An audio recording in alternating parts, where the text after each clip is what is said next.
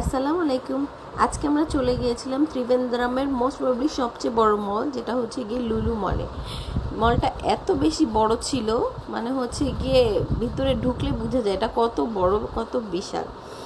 মলে এমন কোনো ব্র্যান্ড নেই মেবি যেটা ছিল না, সব বড় বড় ব্র্যান্ডের, সব বিশাল বড় বড় দোকান, এবং অনেক বেশি ভিড় ছিল। আমরা গিয়েছিলাম রাত 9টা অ্যারাউন্ডে, কিন্তু সেই টাইমেও এত বেশি ভিড়, মনে হচ্ছে ত্রিভেন্দ্রমের সব মানুষজন আজকে মলে এসে বসেছিল। যদিও শনিবার ছিল, মোস্ট প্রবাবলি এটা ওদের ছুটির দিন।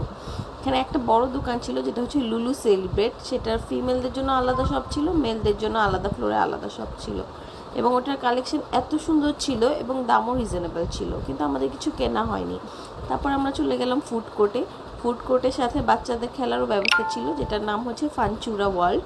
সেটাতেও অনেক ধরনের খেলার ব্যবস্থা ছিল। আর ফুড কোর্ট ভরা তো অনেক অনেক মানুষ, সিট পাওয়া মুশকিল হচ্ছিল।